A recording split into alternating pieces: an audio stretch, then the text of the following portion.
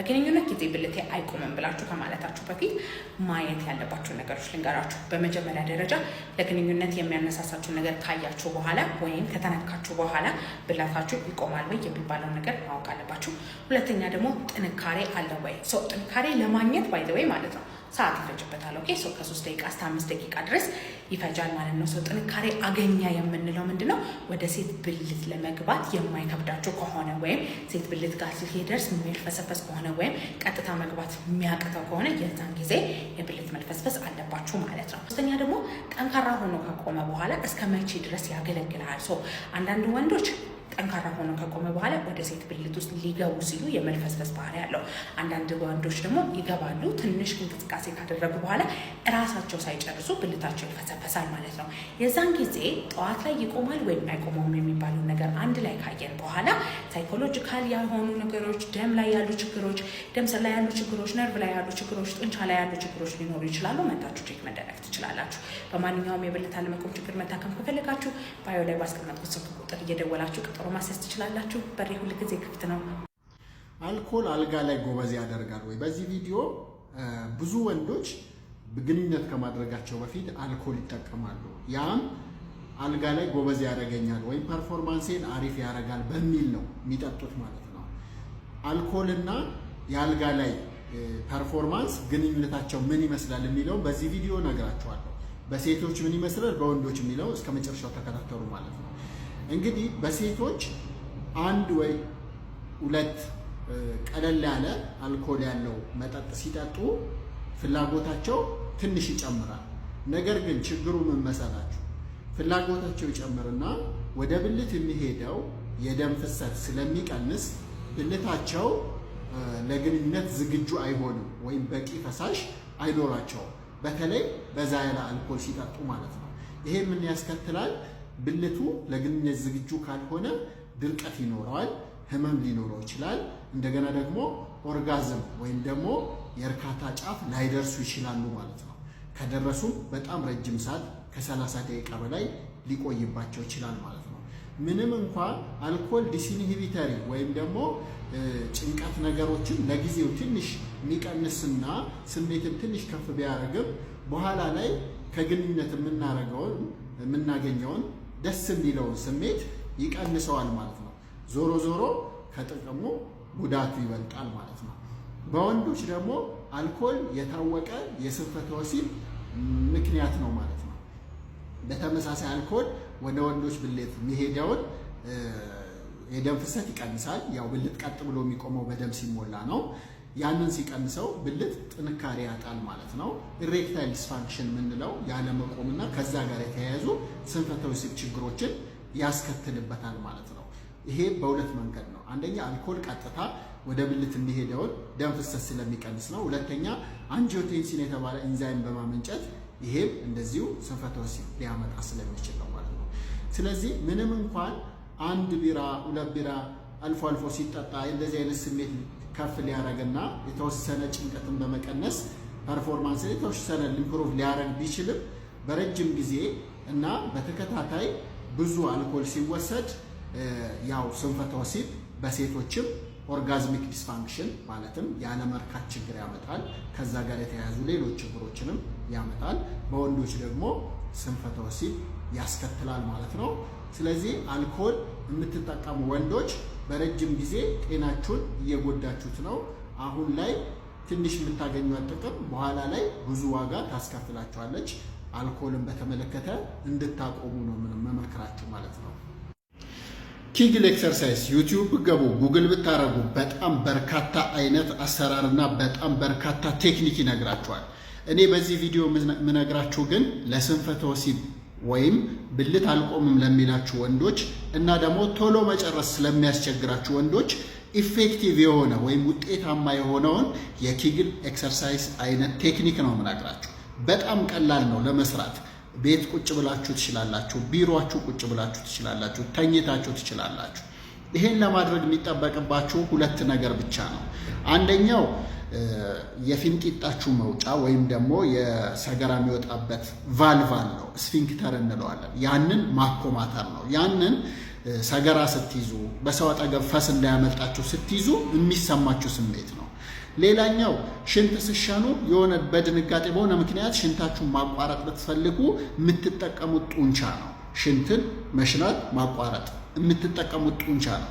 እነዚህ ሁለት ጡንቻ ወይም ሰገራ መውጫ ላይ ያለው ስፊንክተር የምንለው ጡንቻ፣ ሽንት ስንሸና ደግሞ ለማቋረጥ ሽንት የምንጠቀመው ጡንቻ፣ እነዚህን መስሎች ጡንቻዎች በማዳበር ስንፈተ ወሲብንም ሆነ ቶሎ መጨረስን በ3 ወር ውስጥ በጣም ውጤታማ በሆነ መልኩ ማስተካከል ትችላላችሁ።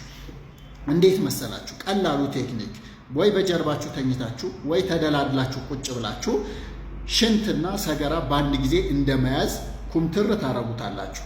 ለ5 ደቂቃ ትይዛላችሁ። ስትጀምሩ 5 ሰከንድ ማለት ነው፣ ይቅርታ፣ ለ5 ሰከንድ ትይዛላችሁ። 5 ሰከንድ ከያዛችሁ በኋላ ትለቃላችሁ። አሁንም ትይዙታላችሁ። 5 ሰከንድ ጠብቃችሁ ትለቁታላችሁ። ይሄንን በ3 ዙር ትሰራላችሁ። እያንዳንዱ ዙር 10 ጊዜ ትሰራላችሁ። በቀን 30 ጊዜ ማለት ነው። ተመራጩ ሰዓት ጠዋት ስትነሱ ከእንቅልፋችሁ፣ ማታ ስትተኙ ወደ እንቅልፋችሁ እና በመሃል በተመቻችሁ ሰዓት በአንድ ዙር 10 ጊዜ በቀን 30 ጊዜ ይሆናል ማለት ነው። ይሄንን ለ1 ወር ስትሰሩ ለውጥ ማየት ትጀምራላችሁ። ስንፈተ ወሲብ ብልት አልቆምም የሚለው መቆም ይጀምራል። ጥንካሬ ማምጣት ይጀምራል። ቶሎ መቆጣጠር ኢጃኩሌሽን ወይም ደግሞ በግንኙነት ጊዜ ፈሳሽ ቶሎ የምትረጩትን መቆጣጠር የሚያቅታችሁን መቆጣጠር መጀመር ትችላላችሁ። ከ3 እስከ 6 ወር ከሰራችሁ ደግሞ ጭራሽ ይሄን ችግር መቅረፍ ይቻላል። ይሄ በተለይ ምንም አይነት ሌላ ተጓዳኝ ህመም ለሌለባችሁ፣ በጣም ላልወፈራችሁ፣ ተጓዳኝ ለምሳሌ ስኳር፣ ግፊት፣ ኮሌስትሮል፣ ልብ ድካም፣ ጉበት፣ ኩላሊት፣ በጣም ከመጠን በላይ ውፍረት ለሌለባችሁ ሰዎች ሁነኛ መፍትሄ ነው። ብዙ ሰው ግን በትክክል አይሰራውም፣ ወይም ደግሞ ምንም አይሰራውም፣ ወይም ደግሞ አይገባውም። በጣም ቀላል ቴክኒክ ነው እንደነገርኳችሁ። ሽንትና ሰገራ እንደመያዝ ለ5 ሰከንድ መጠበቅ፣ መልቀቅ፣ አሁንም መያዝ፣ ለ5 ሰከንድ መጠበቅ፣ መልቀቅ። ይሄንን በቀን ለ30 ጊዜ መስራት ነው። ከዛ በኋላ ማስተር እያደረጋችሁ ስትሄዱ ለ10 ሰከንድ መያዝ ትችላላችሁ ማለት ነው። ሞክሩና ውጤቱን እስቲ አሳውቅኝ ከወር በኋላ። እባክህ ዶክተር የወንድ ዘር ፍሬ ህመም ያለበት ሰው ህክምናው ብትነግረን ይላል።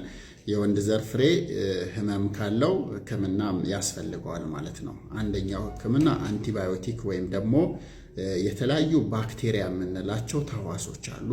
በዛ ምክንያት የመጣ ከሆነ ህመሙ በሱ ይድናል ማለት ነው። የተለያዩ አይነት ዝርያ ያላቸው አንቲባዮቲኮች ወይም ጸረ ተህዋስ መድኃኒቶች አሉ። በሱ ሊታከም ይችላል። አንደኛው እሱ ነው ማለት ነው።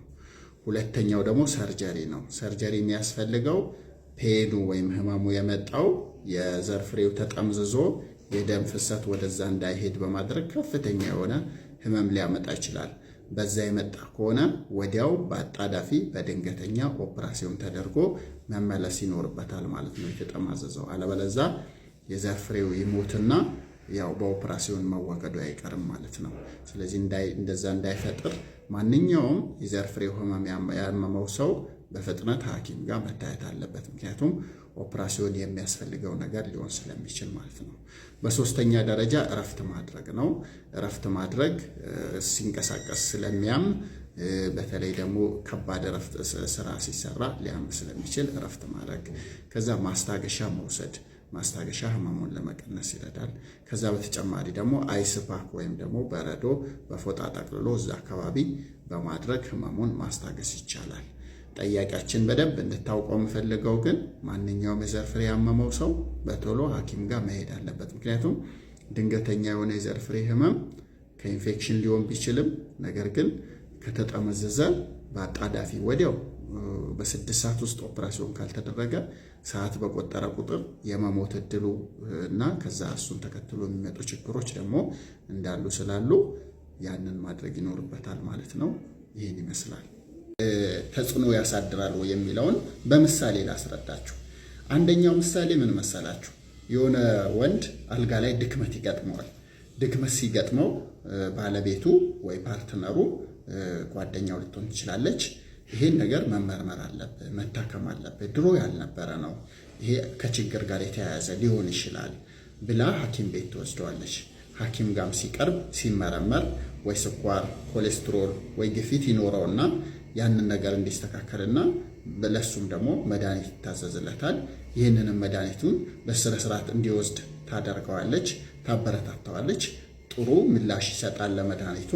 ወደ ቀጣይ ህይወታቸው እና የአኗኗር ዘይቤያቸውን አስተካክለው ይቀጥላሉ፣ ደስተኛ ሆነው ይቀጥላሉ ማለት ነው። በተቃራኒው ደግሞ አንዳንድ ሴቶች አሉ። ድሮ ጥሩ ፐርፎርማንስ የነበረው ባል ድንገት አሁን ፐርፎርማንሱ ወይም ድክመት ሲገጥመው ምን ብላ ታስባለች? ከሌላ ሴት ጋር እየሄድክ ነው፣ ለዛ ነው እኔ ያስጠላው። ስለዚህ እሺ አይልህም፣ አይቆምልህም፣ ወይም ደግሞ ችግር የገጠመህ ሌላ ጋር ስለሆነ እኔ ጋር ስትሆን ችግር የገጠመህ ለዛ ነው ብላ ታስባለች። ነገር ግን እሱ ያው መፍትሄ ፍለጋ አሁንም ሐኪም ጋር ይሄዳል ማለት ነው። ሐኪም ጋር ሲሄድ ይሄ ወይ ከኮሌስትሮል ወይ ከግፊት ወይ ከስኳር ወይ ሌላም መታከም ያለበት ችግር ጋር ይገኝበታል ማለት ነው። ለዛ ችግርና ለዚህ ለድክመቱ መድኃኒት ይጻፍለታል። መድኃኒቱን ይዞ ሄዶ ኑሮውን ለማሻሻል ይሞክራል ማለት ነው። የሁለቱንም መድኃኒት ሲወስድ እሷ እኔን ስታይኝ ያው ደስ ስለማልልህ በመድኃኒት ነው የምትሞክረው ብላ እንደገና ወቀሳ ታቀርብበታለች ማለት ነው። እንደዚህ በሚሆን ጊዜ መድኃኒቱ እምቢ ይለዋል ማለት ነው። ተመልሶ ሐኪም ጋር ይመጣና የሚሰራ መድኃኒት ስጠኝ፣ ይሄ መድኃኒት አልሰራልኝም ይላል ማለት ነው። ስለዚህ ሁለቱ ላይ ተመሳሳይ ችግር ኖሮ ነገር ግን አንደኛው በከፍተኛ የሆነ የተሻሻለ ለውጥ ይኖረዋል፣ አንደኛው ግን ችግሮቹ እየባሱበት ይሄዳሉ። የዚህ ዋነኛው መንስኤ ደግሞ ሪሌሽንሺፕ ኢሹ የምንለው ነው። ወይም ደግሞ ከአጋሩ ጋር ከባለትዳሩ ከጓደኛው ከፓርትነሩ ጋር ያለው ሪሌሽንሺፕ ነው ማለት ነው። ስለዚህ ሴቶችዬ ሆይ ወንዶች በደከሙ ሰዓት ከሌላ ወንድ ከሌላ ሴት ስለሚሄዱ ብላችሁ መደምደም የለባችሁ። ያንንም እያደረገ ምንም ችግር ላገጥመው ይችላል በነገራችን ላይ። ስለዚህ ዋናው ነገር ምንድነው? የሱ ችግር እንዲፈታ ተባባሪ መሆን ያለባችሁ ነው። ይሄ በክሊኒካል ፕራክቲስ ወይም ደግሞ በስራችን ብዙ የምናየው ነገር ነው ማለት ነው። ስለዚህ በነፃነት መድኃኒቱን እንዲወስድ፣ አንዳንዶቹ ደግሞ አልፎ ተርፎ መድኃኒት እንዲወስድ ቢገፋፉ የሚያስታውሱ አሉ። ስለዚህ ይሄ ነገር በዛ መልኩ ነው መቀረፍ ያለበት እንጂ ጀጅመንታል ከሆናችሁባቸው ይሄ ነገር እኔ ደስ ስላላልኩ ነው፣ እንዳውም ጭራሽ ብለህ መድኃኒት ሞክረህ ነው ወይ እኔ ምንትን ምልህ የምቀሰቅስህ ምትሉ ከሆነ በመድኃኒትም ይሻይልም ማለት ነው። የባሰ ነው የሚሆነው ችግሩ። ስለዚህ ይሄን እንድትረዱ ለማለት ነው።